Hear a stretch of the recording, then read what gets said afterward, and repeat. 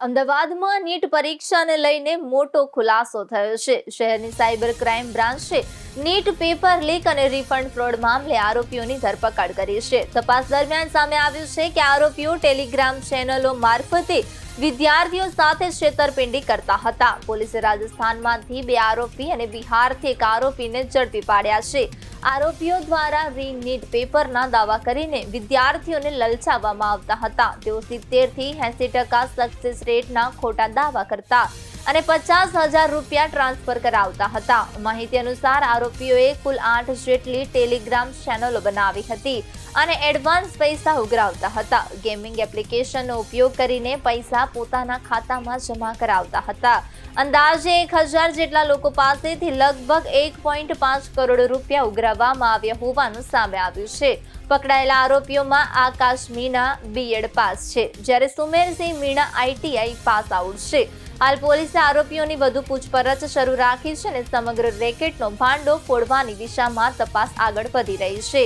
Cyber crime ટીમે NEET સંબંધિત fraud કેસમાં 3 આરોપીઓની ધરપકડ કરી છે। ટેલિગ્રામ ચેનલો દ્વારા વિદ્યાર્થીઓને ભ્રમિત કરી પૈસા ઉઘરાવવામાં આવતા હતા। અંદાજે 1.5 કરોડ રૂપિયાની છેતરપિંડી સામે આવી છે અને આગળની તપાસ ચાલુ છે।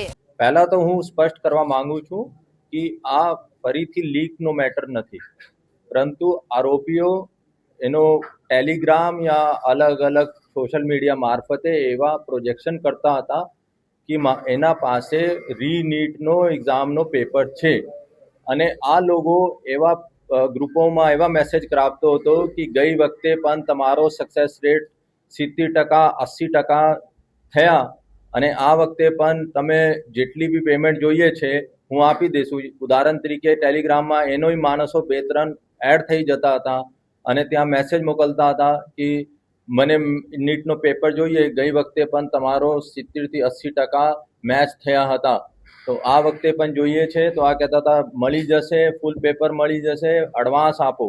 તો એડવાન્સ જેવી રીતે આ લોકો કહેતા પણ હતા। એનો માણસો કહેતો હતો 50,000 ડિલિવર્ડ, 80,000 ડિલિવર્ડ, પણ જ્યારે આમ પબ્લિક એના મેસેજ જોઈને એવા મનમાં હતો કે એક તો પેપર લીક થઈ ગયા છે, પેપર ફૂટી ગયા છે અને આ લોકો પણ જ્યારે એડવાન્સ પેમેન્ટ આપતા હતા પછી આ લોકો વોશ આઉટ થઈ જતા હતા।